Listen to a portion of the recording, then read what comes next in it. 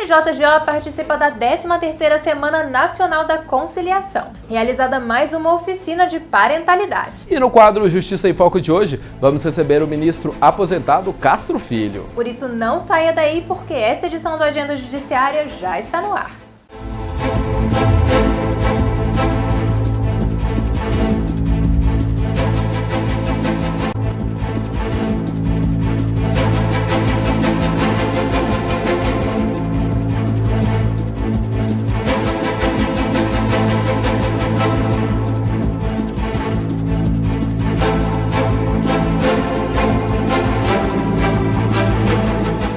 E o Agenda Judiciária começa mostrando para você que o maior evento do judiciário brasileiro, a Semana Nacional da Conciliação, aconteceu entre os dias 5 e 9 de novembro. Acompanhe. Foi assim que ficou o 10º andar do Fórum Cível da Comarca de Goiânia, reservado para a realização das audiências de conciliação. Em cada mês, um conciliador, advogados e partes buscavam chegar a um acordo para algum conflito em que estivessem envolvidos. O intuito da conciliação é trazer o máximo de processos possíveis para a conciliação, porque nós sabemos que a conciliação é o melhor caminho para a solução dos conflitos entre as partes.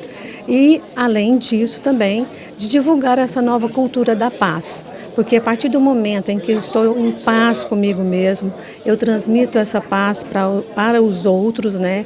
E assim nós vamos disseminando a paz no mundo inteiro.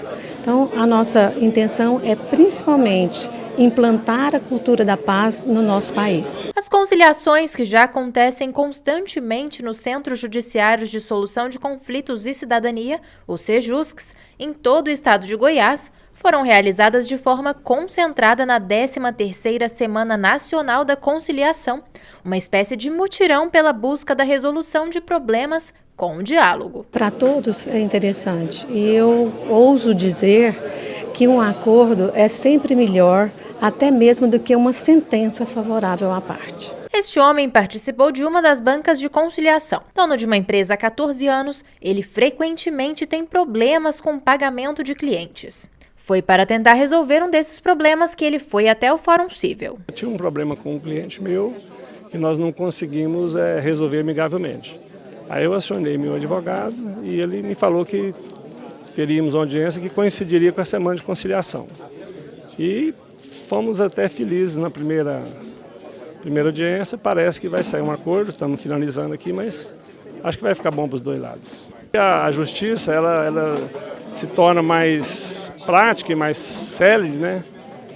Com essas juntas, com essas cortes, porque consegue as pessoas às vezes, se entender melhor com um mediador. Só aqui no Fórum Cível foram montadas 37 bancas de conciliação. Os atendimentos também estão sendo realizados no Paço Municipal, no VaptVupt e em 9 CEJUSCs da capital. O presidente do TJGO, desembargador Gilberto Marques Filho, deu início aos trabalhos da semana na presença do prefeito de Goiânia, Iris Rezende, do Corregedor-Geral da Justiça do Estado de Goiás, desembargador Walter Carlos Lemes, além de magistrados e de autoridades políticas. Agora, essa semana é um evento que não é só estadual, é nacional. Hoje está ocorrendo no Brasil inteiro essa semana e Goiás tem sido destaque nessa área, tanto é que no ano passado ficamos em primeiro lugar e nos anos anteriores sempre estivemos entre os primeiros lugares. Este ano, a Semana da Conciliação teve parceria com a Prefeitura de Goiânia, que deu até 80% de desconto para quem negociasse a dívida de tributos municipais. Uma contribuição do Poder Judiciário com os contribuintes, com a Prefeitura, facilitando muito para aqueles que têm seus débitos, para a Prefeitura que tem a receber e também provocando uma redução do número de processos nas várias de execução fiscal do Poder Judiciário. Vamos conferir agora algumas decisões tomadas pelos magistrados do TJGO. Negada a indenização a aluno impedido de entrar em escola por não usar uniforme. O juiz da comarca de Uruaçu, Leonardo Nassif Bezerra, julgou improcedente pedido de indenização por danos morais feito por um estudante que alegou ter sido impedido de entrar em sala de aula porque não estava usando o novo uniforme da escola. Ao chegar no local, o jovem foi abordado pela coordenadora, sendo informado que não poderia entrar na sala de aula, devendo aguardar alguns instantes do lado de fora. Segundo ele, após aguardar 30 minutos, a coordenadora alegou que o motivo dele não poder entrar seria porque estava sem uniforme escolar, como exigido pelo regulamento interno do estabelecimento de ensino. Loja deve suspender ligações de cobrança a homem que teve número indicado como referência. O juiz Fernando Moreira Gonçalves, do 8º Juizado Cível de Goiânia, concedeu tutela provisória de urgência a Ítalo Davi César. Ele recebia cerca de 20 ligações por dia de uma loja. As chamadas visavam a cobrança de débitos de uma terceira pessoa que indicou o número de celular dele como referência pessoal. Consta dos autos que Ítalo trabalha como motorista do aplicativo Uber. E as ligações estavam atrapalhando significativamente o exercício profissional, uma vez que durante as corridas o celular não parava de tocar. Passageiro que ficou 24 horas sem mala será indenizado. A Ocean Air Linhas Aéreas S.A. Avianca foi condenada a pagar danos morais, arbitrados em R$ 7.000, a um passageiro que teve suas bagagens extraviadas temporariamente. As malas foram localizadas 24 horas depois da aterrissagem no destino de férias do cliente. Justificativa suficiente para ensejar o dever de indenizar da companhia, segundo o juiz Joviano Carneiro Neto, em auxílio na comarca de Jussara. Vamos agora para um rápido intervalo, mas a gente volta já já.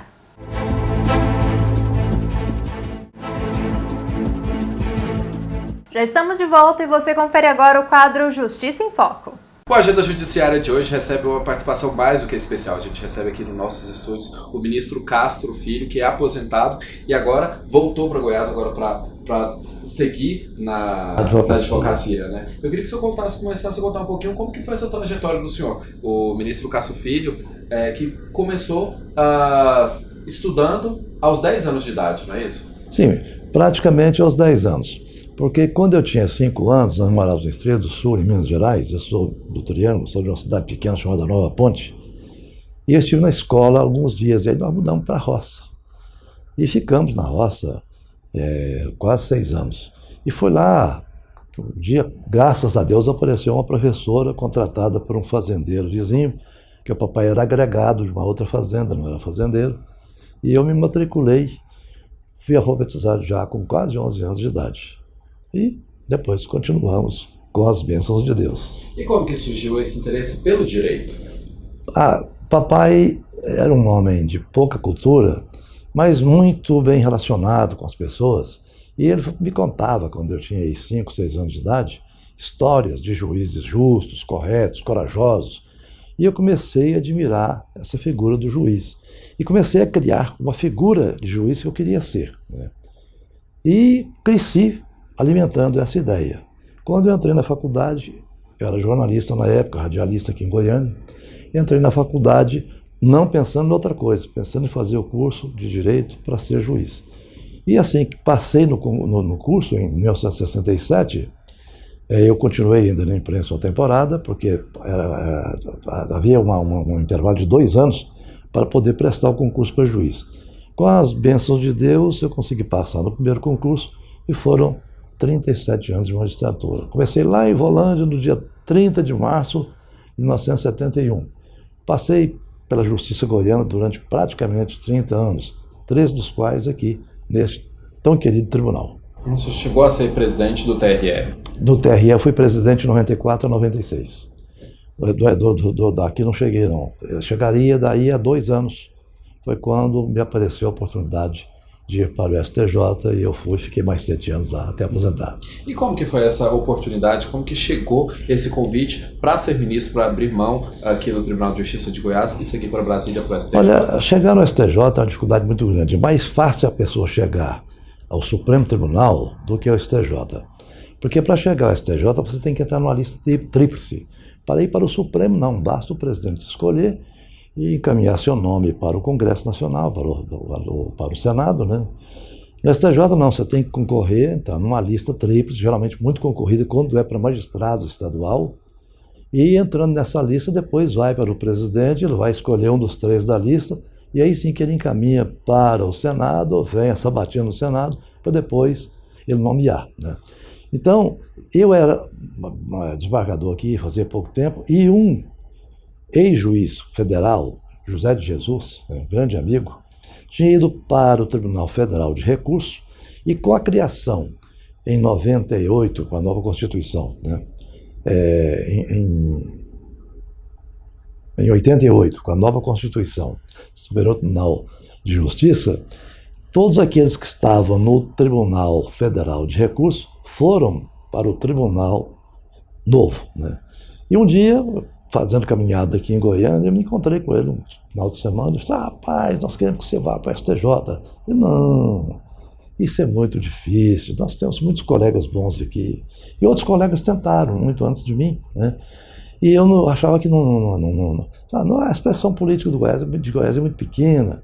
Eu sei que para chegar a uma lista no STJ, a influência política até pode ser negativa, mas depois tem que ir para o presidente, né? Bom, em resumo, passados os anos, ele continuou insistindo comigo, outros passaram a insistir comigo, porque eu participava muito, eu era diretor da Escola de Magistratura aqui já há muitos anos, e fazíamos aqui os congressos jurídicos, os simpósios, e a gente trazia sempre gente fora, às vezes trazia ministro, trazia desembargador, trazia grandes professores de São Paulo, e eu acabei ficando muito conhecido no meio jurídico, porque eu era professor também aqui na Católica na época, né? E acabei ficando bastante conhecido, dava palestras também, e com isso começaram a abrir as portas. Mas eu nunca aceitava.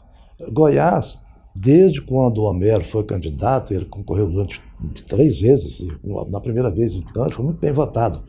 Mas para entrar numa lista no STJ, é necessário que tenha no mínimo 17 votos, dos 32, porque tem uma vaga, né? Então, precisa de em 32 ter pelo menos 17.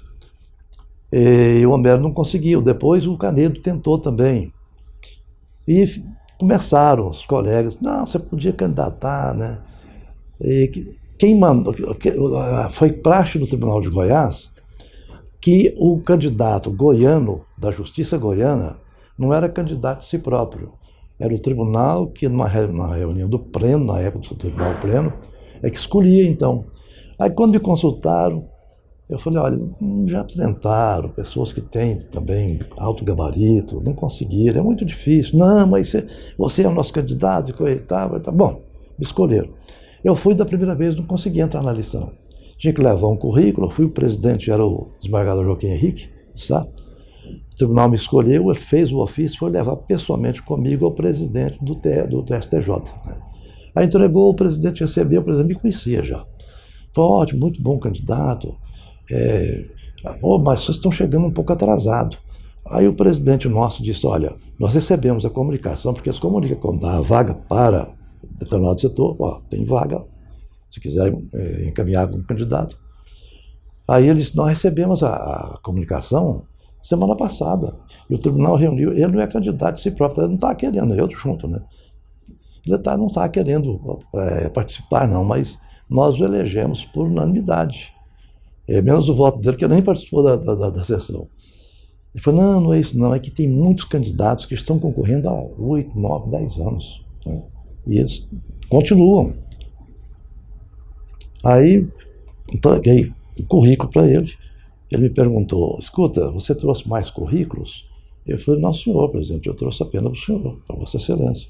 Ele disse: não, olha, aqui o negócio é muito cerimonioso, todos vão querer te conhecer pessoalmente, muitos eu sei que te conhecem, já falaram muito no seu nome aqui no tribunal, mas você vai ter que ir todos os ministros levando o currículo, porque eles vão querer bater um papo contigo. Fazer uma campanha mesmo. Aí, como eu tinha alguns conhecidos, levei, nenhum deles me prometeu o voto de imediato. Disse: olha, já há muita gente concorrendo, tem alguns compromissos, mas você é um nome muito simpático aqui, deixa que eu vou ver o que posso fazer. O Joaquim Henrique veio embora, eu fiquei lá para fazer esses contatos, né? Porque o presidente mandou tirar cópia do currículo. Não, você leva as cópias, começa a fazer o contato agora. Aí, no final da tarde, eu pensei bem, eu tinha tido contato com os 4 que eram mais conhecidos, né? Alguns que eu sabia que iam votar em mim. Votei e falei: senhor, muito obrigado. Não, quem me vota comigo, não. Vocês têm seus candidatos já também. Não desperdice voto comigo, não.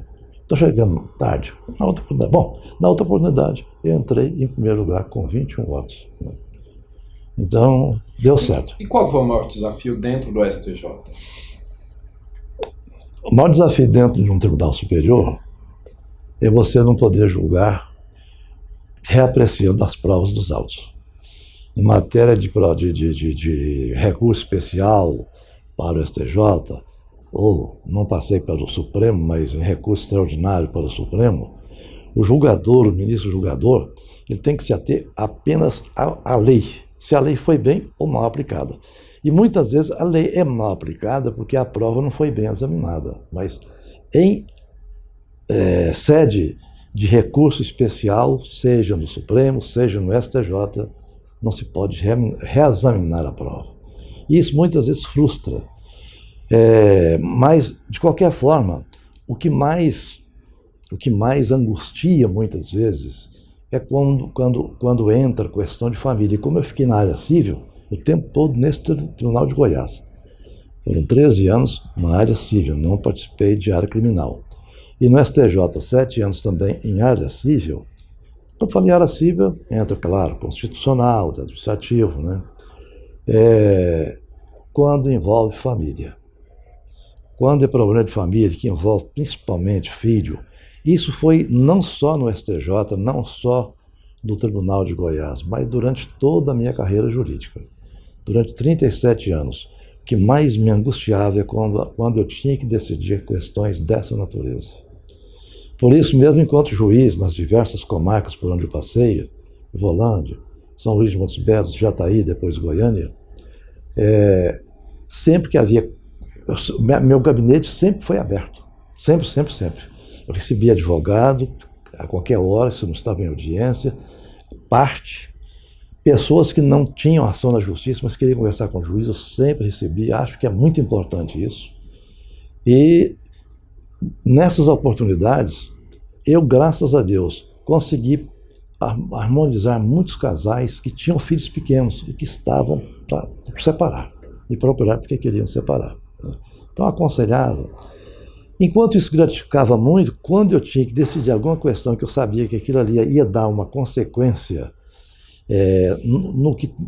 não harmonizante, mas desarmonizante do casal ou da família, ou então quando, como juiz do júri, como no Tribunal do Júri, eu presidi, inclusive aqui em Goiânia, quando eu vim para cá, eu fui para a segunda vara criminal, que era a vara do júri, e antes de ser juiz corregedor em 84, a convite do desembargador Canedo, de saudosa memória já, eu presidi uma semana no Tribunal do Júri e presidi 5 júris. Então, muitas vezes, como não é você que julga, você conhece o processo, mas quem julga é o juiz leigo, né? Os jurados. Muitas vezes a gente fica com um pesar muito grande, mas na hora de dosar a pena, se era uma condenação injusta, a gente procurava dosá-la e colocá-la no mínimo possível. Mas são questões que realmente angustiam. E o que mais me angustiou ao longo da carreira, entretanto, foi ser juiz de execução penal. Foi minha última passagem pela área penal. Quando eu voltei da corregedoria, na primeira vez que eu estive pela corregedoria, quando vim para o tribunal, eu estava também na corregedoria da justiça, como juiz corregedor, na época já era o desembargador Fenelon. Quando eu saí da corregedoria com Canedo em 84, em 85 eu voltei, aí vim para a vara que estava vaga, era a primeira vara criminal, que era a vara de execução penal. Muito bem, a lei de execução penal estava entrando em vigor. Eu peguei essa lei, claro, eu ia, né, tinha que conhecê-la bem, e ali, do início até o final, muito atentamente. Quando eu cheguei ao final, eu disse a mim mesmo, que coisa espetacular essa lei. Espetacular. Progressão de regime. E essa lei é uma lei muito boa, ótima, para países do primeiro mundo. Para a Alemanha, para a Suíça, para a Suécia. Outros países do primeiro mundo. Não para o Brasil. Nós vamos ter problema com essa lei. E ela obrigava o juiz a, pelo menos uma vez, visitar o presídio. E a única penitenciária que nós tínhamos no estado de Goiás na época era o CEPAIGO. Né? E eu ia, todo mês eu ia, entrava, misturava com os presos. Alguns deles até que tinham sido condenados por mim, né? mas graças a Deus nunca houve ameaça nenhuma. Tinha uma comissão de presos, a gente entrava em contato com essa comissão, ouvia, pedia para se trazer para mim por escrito o que estava querendo. Então, já não queria sair, né? Claro, quem está preso quer sair. Mas a angústia maior é quando chegava no gabinete senhora com criança doente no braço. Doutor, pelo amor de Deus, minha filha está doente, está morrendo. Meu marido está preso. Eu queria que o senhor desse uma licença para ele sair pelo menos 3 dias, porque ele tem como sair e fazer qualquer coisa, ele é muito trabalhador, para arranjar dinheiro. Eu ia saindo, pelo menos para ver o filho, porque eu olhava, né, criança queimando de febre. Isso em mais de 2 oportunidades me aconteceu. Então, o coração doendo, mandava trazer o processo. Olhava, minha senhora, infelizmente, eu não tenho como dar licença para ele. Está condenado a tantos anos, regime fechado, não tem condição.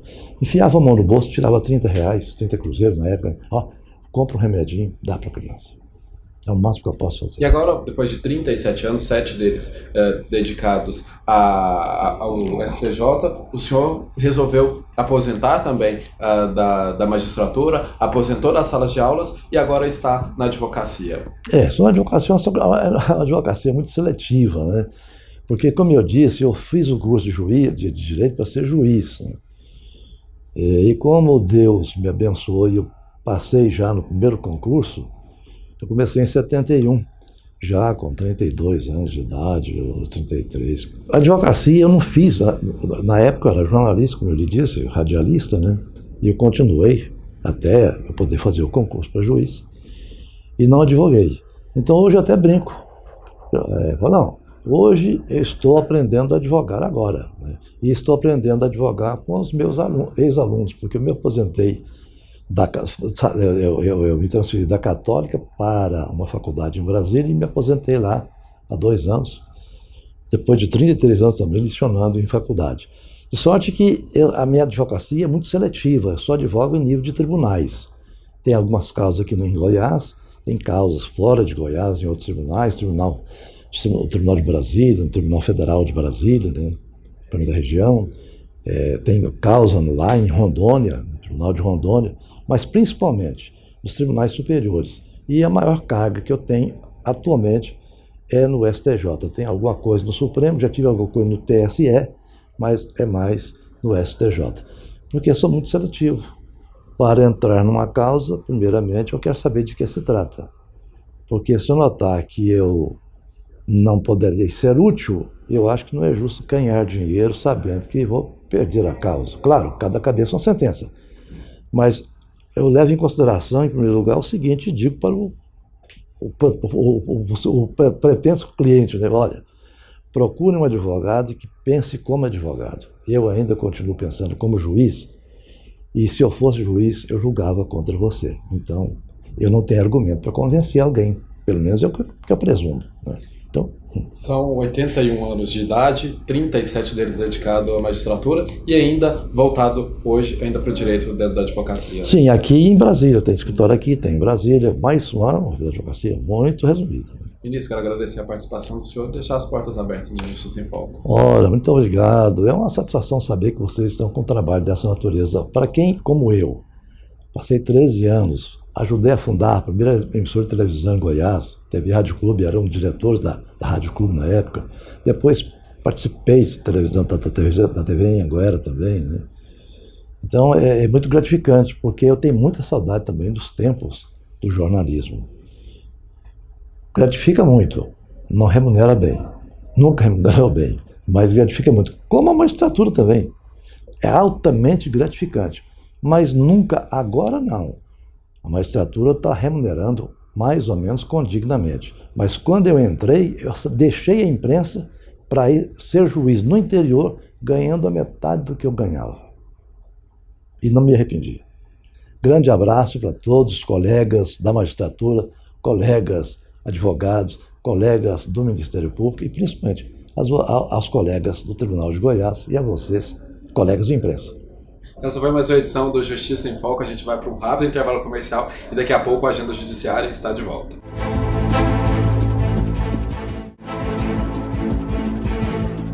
TJGO realizou mais uma oficina de parentalidade. Confira. Já são 5 anos de parceria entre o TJGO e a Associação de Terapia Familiar de Goiás para buscar o melhor convívio entre as famílias que passam por algum problema que envolva questões de paternidade. Muitas vezes, apenas a sentença judicial não garante harmonia entre as partes. Nessa parceria, nós fazemos uma colaboração, é um trabalho voluntário, que a gente vem aqui uma vez por mês, toda primeira segunda-feira de cada mês, e realizamos a oficina nessa manhã de segunda-feira. Nessa oficina, a gente recebe as famílias de crianças, de adolescentes que estão tendo problemas com a área jurídica, ou por causa do divórcio, ou por causa da separação, e muito frequentemente por causa da guarda de filhos. Então, essas pessoas, é um trabalho que o Tribunal de Justiça planejou e que nós entramos como parceiros para colaborar, para que haja mais mediação, mais conciliação, que haja mais uma cultura da paz nas famílias, onde o diálogo seja possível e que o processo jurídico não seja tão, desgastante como para muitas famílias acontece, né? São juízes que recomendam para as famílias a participação, mas muitas delas gostam tanto que continuam indo mesmo após o período de recomendação. Cada família funciona de uma forma, cada família se organiza de uma forma. E a letra jurídica, ela é uma letra, né, que muitas vezes a família nem consegue exercitar. Então, a oficina de parentalidade, ela veio contribuir para que essas famílias desenvolvam suas competências e possam, junto com a letra jurídica, junto com o poder jurídico, planejar uma vida melhor para os seus filhos. Confira agora alguns concursos disponíveis para a área jurídica. A Assembleia Legislativa do Estado de Goiás tem 2 vagas para o cargo de procurador de 2ª classe. As inscrições devem ser feitas pelo site www.iades.com.br até o dia 27 de dezembro de 2018. E o Tribunal de Justiça do Estado de Goiás comemorou o Dia do Servidor. A Diretoria de Recursos Humanos foi o departamento responsável por organizar as atividades da Semana do Servidor. Foi criado o Espaço Bem-Estar, com massagem, distribuição de picolés, nutricionista, aferição de pressão e glicemia, alongamento e meditação. O evento foi dividido entre as unidades do Judiciário Goiano na capital. E essa edição do Agenda Judiciária fica por aqui, mas a gente volta na semana que vem. Uma boa semana e a gente te espera na próxima.